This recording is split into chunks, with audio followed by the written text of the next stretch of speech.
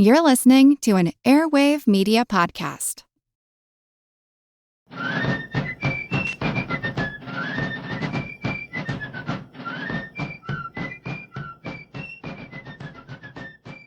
Hello, and thank you for joining the American Revolution. This week, episode 204, The British Capture Savannah. Last week I talked about the British capture of St. Lucia in the West Indies, and how the British had intentionally put the war out of New York on the back burner. Sir Henry Clinton remained in command at New York, but many thousands of his soldiers had been sent elsewhere in the empire. This ended large-scale British operations in the north. The British were concerned about fighting the French all over their empire. The North American colonies in rebellion were no longer the highest priority for the administration in London. That said, Britain had not given up on the colonies entirely. In addition to the Caribbean islands, the British still hoped to restore authority in some of the southern colonies. The British had never lost control of East and West Florida, although only a few hundred white colonists lived in those colonies. I've covered the disputes between British-controlled East Florida and Patriot-controlled Georgia in earlier episodes. In all of those skirmishes, the total combatants amounted to a few hundred men. These were both relatively unpopulated colonies.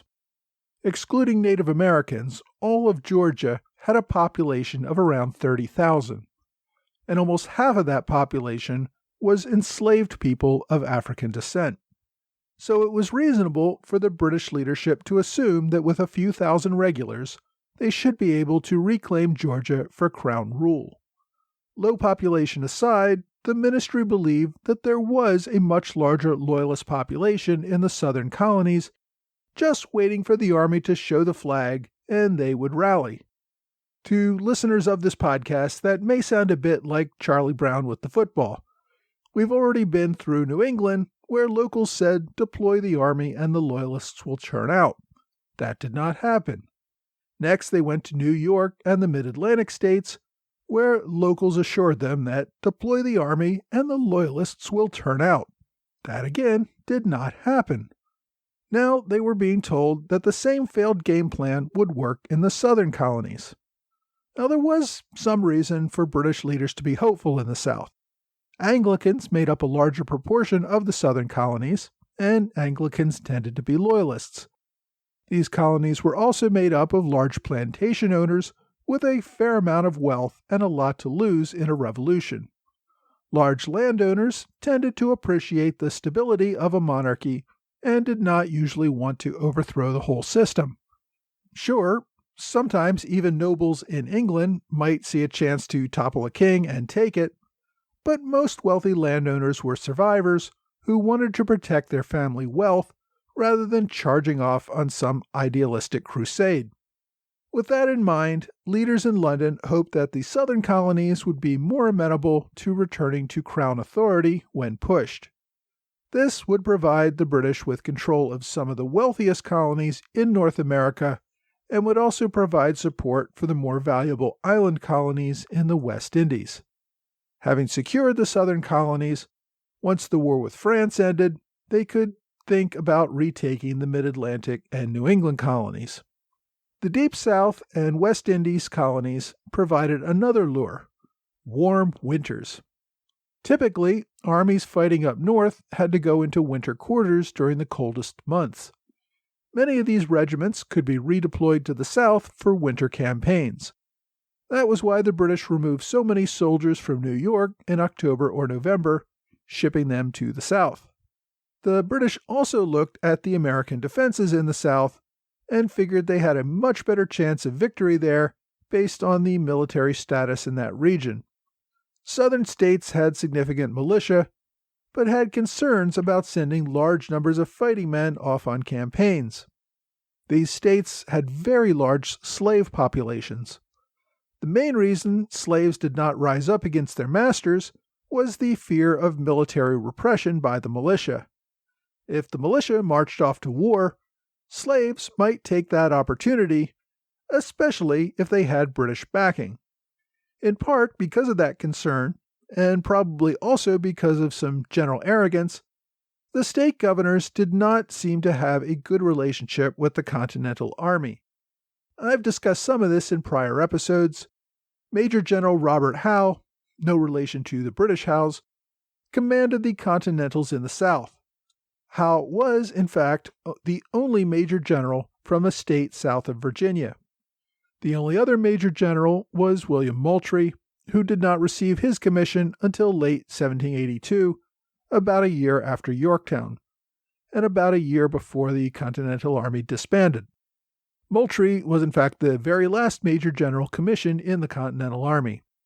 But getting back to General Howe, I gave some more background on him in episode 191, but to recap, he was from a wealthy North Carolina family and had been an active patriot before the war. He and fellow North Carolinian James Moore received continental commissions in early 1776 as the war prepared to expand beyond New England. When General Moore died in 1777, Howe became the senior officer south of Virginia and had received a promotion to Major General in late 1777. Howe had briefly engaged in some military actions in Virginia in 1775 as the colonists were pushing out Lord Dunmore. But since his commission in the Continental Army, his responsibilities were exclusively to the South. He had participated in the defense of Charleston, South Carolina, in late summer 1776 with General Charles Lee. When Lee moved north again, General Moore took command of the Southern Department, but Moore got sick and died in April 1777, leaving the Southern Department to General Howe. Now, since that time, Howe's main focus was keeping the Loyalist raiders from East Florida from threatening the southern Georgia frontier. Most of his time, though, was fighting with the Southern governors, all of whom wanted more soldiers in their states and who did not want to give the Continentals any say over how the state militia was being used. I also noted back in episode 191 that General Howe even fought a duel with General Christopher Gadsden. Both men survived, but Gadsden resigned his Continental Commission and took up political office in South Carolina, where he remained a determined enemy of General Howe. The failure of the Florida expedition in the summer of 1778 resulted in even more squabbling between General Howe and the Southern governors. The Continental Congress finally got involved and in September ordered that General Benjamin Lincoln take the Southern command. General Howe would be sent north to a different command. Now recall that Lincoln had been seriously wounded a year earlier near Saratoga and had been recovering from his terrible leg injury. During his recuperation, Lincoln seriously considered resigning. Aside from his injury, one reason that General Lincoln was considering resigning was that General Benedict Arnold had received retroactive seniority, making Arnold more senior to Lincoln and several of the other newer major generals. Lincoln took this as disrespectful of his commission. In the end, though, he let that blow over and returned to duty. He had only rejoined the Army in August in New Jersey. In late September, Congress ordered Lincoln to take the Southern Command. He received those orders in early October. Lincoln departed the Army within a few days, but took 2 months to reach his new command in Charleston, South Carolina. Along the way, Lincoln spent some time in Philadelphia, conferring with members of Congress, then dallied in Williamsburg, Virginia, for more discussions.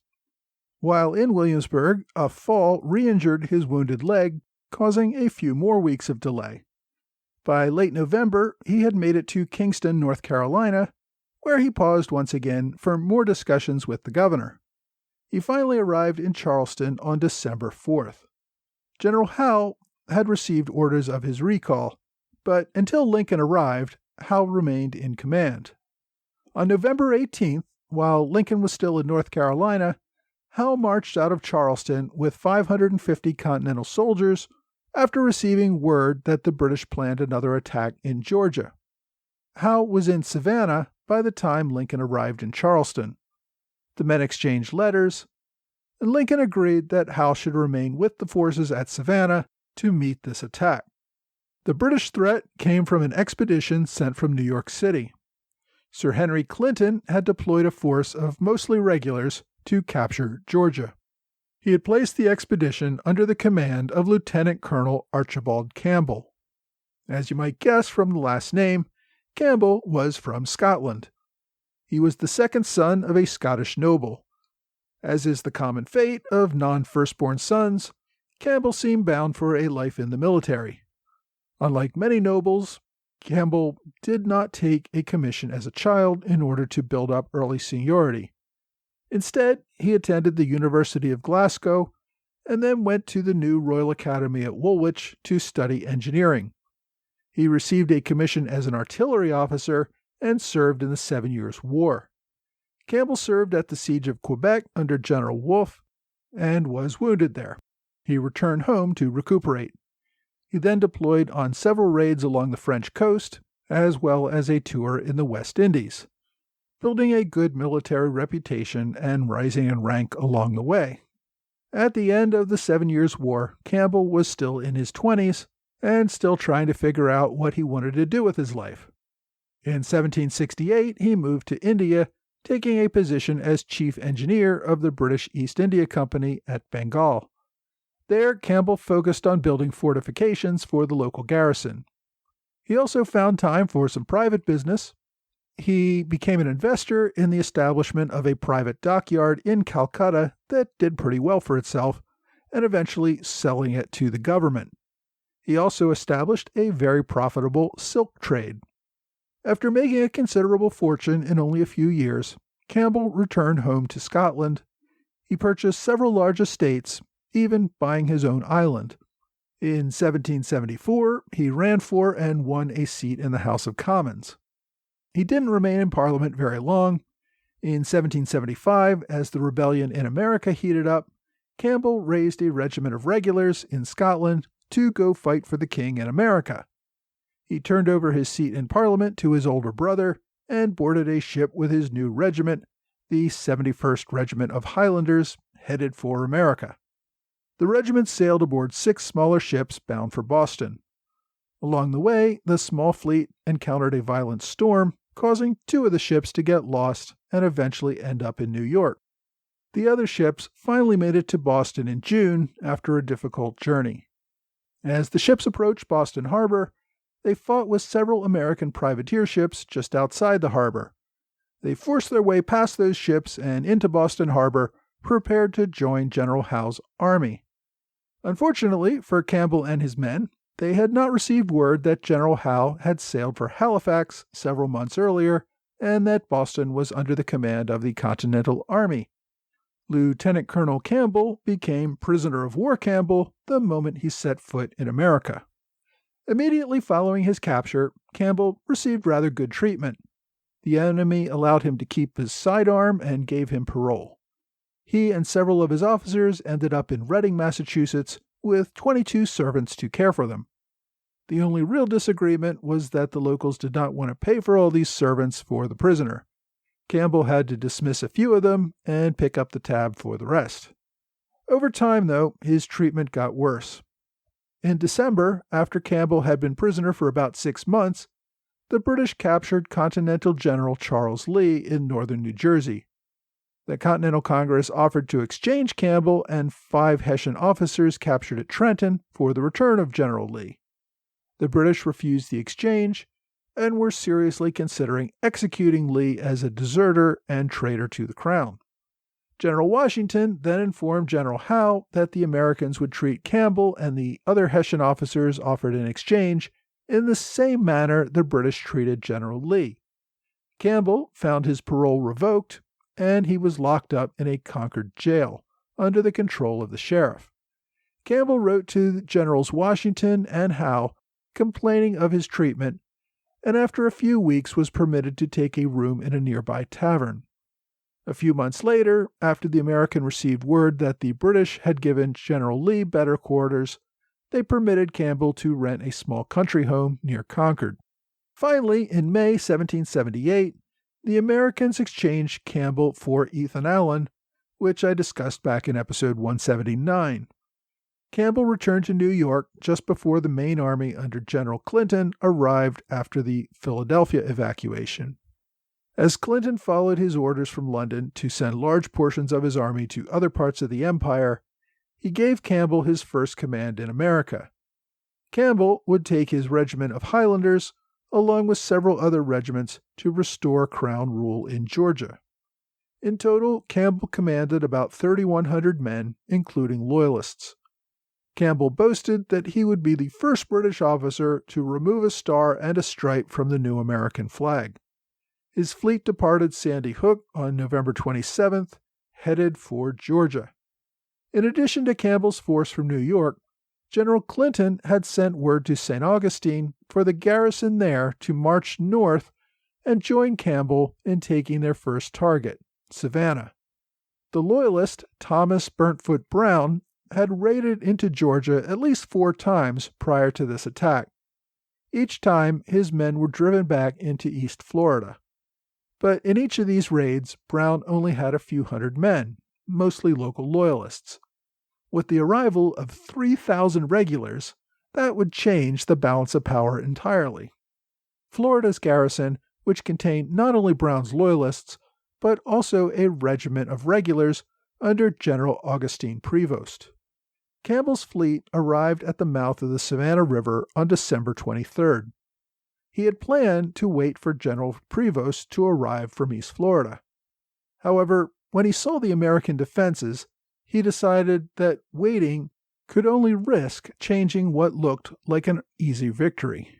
As had been the case for American General Robert Howe's entire command, his Continentals got no help from the Georgia militia. Georgia Governor John Houston had refused to cooperate with General Howe 6 months earlier, leading to the disaster in the last fight with Florida Loyalists. With General Howe back in the state, Governor Houston seemed no more interested in any military cooperation. He refused to give Howe any authority to command his militia. Howe had only the 550 Continentals he had brought with him from South Carolina, and another 200 Continentals who were already in the state. The Americans spotted the British fleet gathering in the waters just outside Savannah. Governor Houston relented and finally gave permission for a mere 100 local militia to cooperate with the Continental Army. That left General Howe with about 850 defenders to fight off an attacking force of 3,100 regulars, Hessians, and Loyalists. Howe convened a council of war to discuss their options. Given the lopsided numbers, one option was to simply abandon Savannah and protect the Continental forces to fight another day. The other was to stand and fight. The council opted to fight, hoping that they could hold out long enough before General Lincoln could arrive with reinforcements.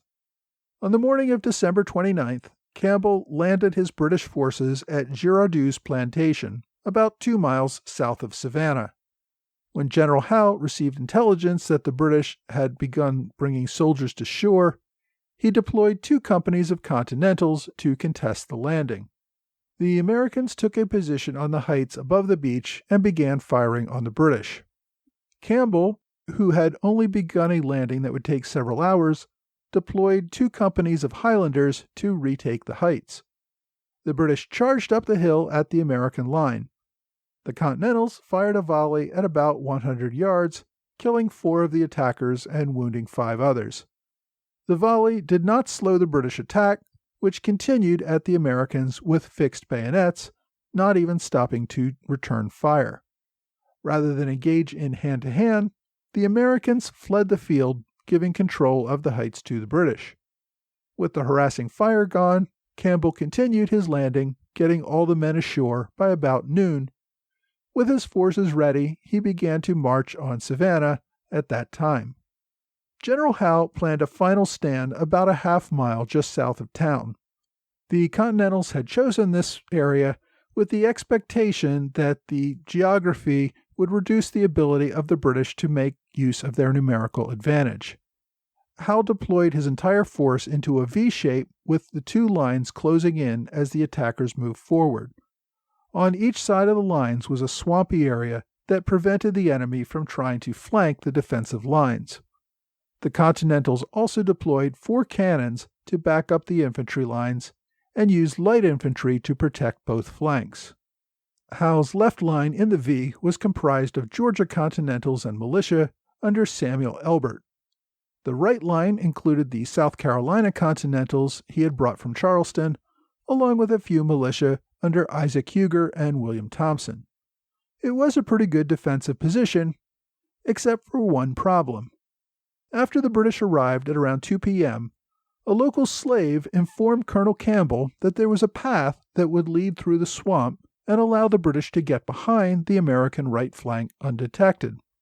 Campbell deployed a force of 350 light infantry regulars and 250 loyalists to march through the path in the swamp, guided by the slave, as the rest of his regulars and Hessians formed into lines in front of the Americans. With the defending Americans focused on the main attack force, the other flanking force was able to make its way through the swamp undetected.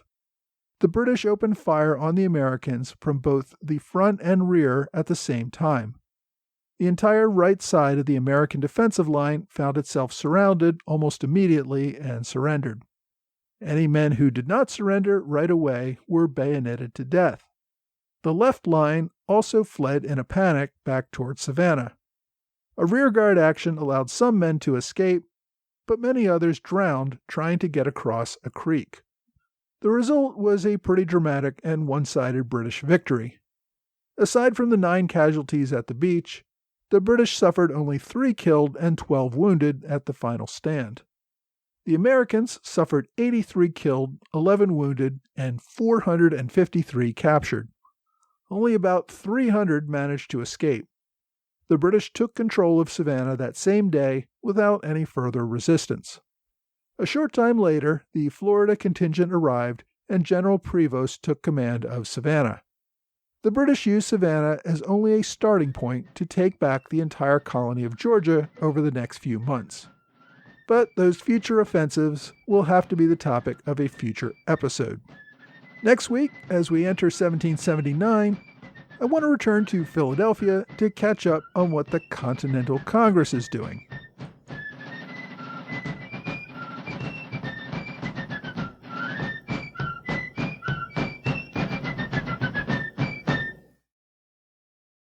Hey, thanks for joining the American Revolution Podcast After Show.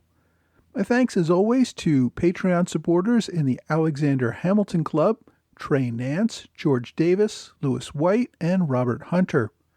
Thanks also to Robert Morris Circle supporter Lee Seam. I'm also pleased to welcome 2 new Privy Council members who joined last month, Donovan Colt Torp and Rob Payne, who upgraded from Minuteman. Also welcome to new standard bearers Brandon Carr and Philip McCoy. Each of you can look forward to getting the first of your monthly flag magnets this month. On the day I release this episode, which by the way is every Sunday morning, I'm also going to be releasing 3 new t-shirt designs to the American Revolution podcast storefront on TeePublic. One is an alteration of a shirt I already have, the popular Join or Die logo. This one has the American Revolution podcast logo also in the corner of the shirt. The second one is the famous 13-star Hopkinson flag, which is believed to be the first design approved by Congress, also with the American Revolution podcast logo. And the third one is a special one for Delaware fans. It is the Danzy flag. That is the flag used by the Delaware militia during the 1777 Philadelphia campaign. Personally, I love these more obscure designs because it often engages people to ask questions about what they are, and it lets you show off your knowledge about the Revolution. The new designs should be on sale for the first 3 days, so if you're listening to this on one of those first days of release, you may want to go check out the new designs while they're still 30% off. If there are any new designs or variations or changes on existing designs that you'd like to see, just let me know. When I first opened my TeePublic storefront a few weeks ago, I put up a mix of flags. Some of them have the American Revolution podcast. Some of them just have the original American Revolution logo without any reference to the podcast. So I'm kind of curious to see which people prefer. I do hope to continue adding designs over the coming weeks and months, and I may start taking away some of the designs that don't seem to be very interesting to people. But if you're interested in checking out what I have, just go to teepublic.com, that's teepublic.com, and look for American Revolution podcasts. If you're having trouble finding my storefront, there's a direct link to it on my website at www.amrevpodcast.com. Also, a reminder that the American Revolution podcast is holding a live meetup on June 26th this year, 2021.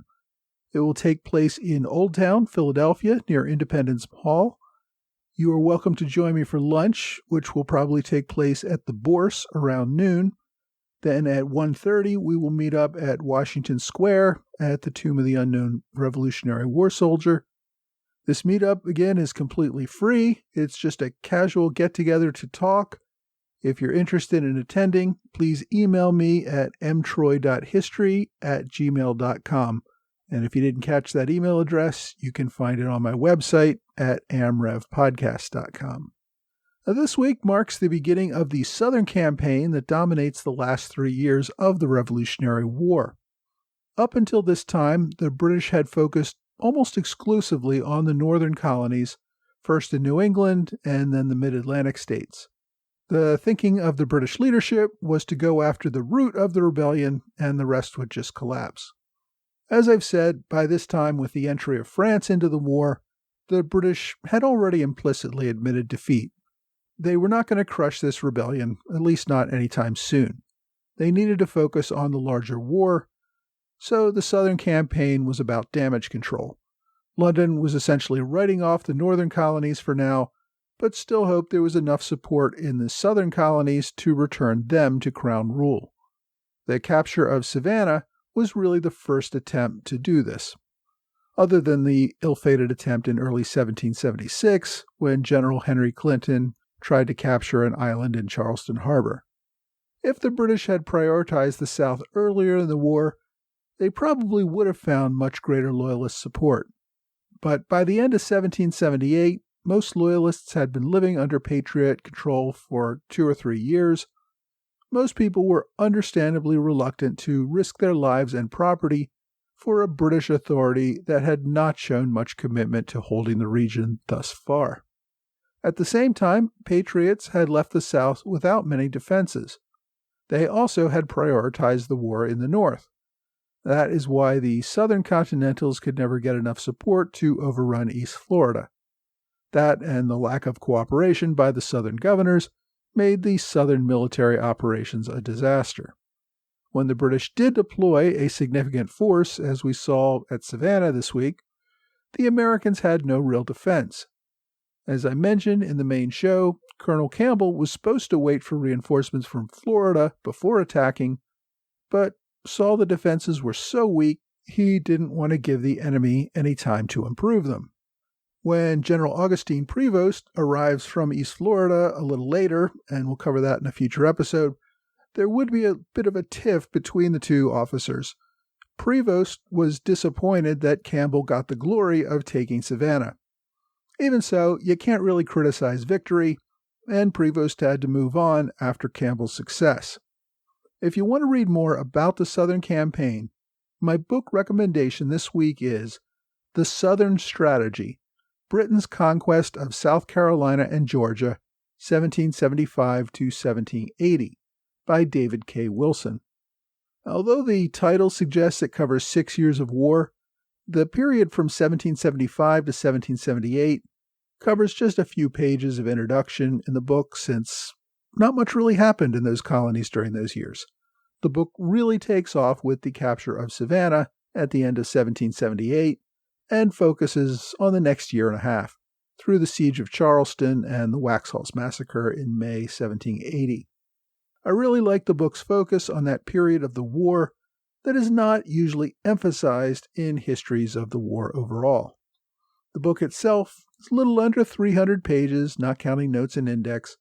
It was nominated for several awards when it was first published in 2005. The author, David Wilson, is listed as an independent scholar, a former teacher who works in advertising. As I said, it gives good coverage, not only of Savannah, but the next year and a half of military campaigning, so I'm likely to use this book as a reference for many episodes to come. I often like to give a good primary resource for my online recommendation, and Colonel Campbell kept a journal of his time in Georgia. There's a 1981 reprint of it, but even the reprint's impossible to find. It does not appear to be available anywhere online, so as much as I'd like to recommend that, I'm going to recommend something else. My recommendation is Sir Archibald Campbell of Inverness, sometime prisoner of war, in the jail at Concord, Massachusetts, by Charles H. Walcott. This is a booklet that was published in 1899. It's only about 60 pages long, and it talks about the life of Colonel Campbell, the British leader who captured Savannah. Now, this book is more about his life overall, and the New England author actually focuses mostly on Campbell's years in a New England jail. His capture of Savannah only covers a page or two. I get the impression that the booklet was mostly written because the author was curious about local stories he heard growing up about this British prisoner. Even so, I found it an interesting read.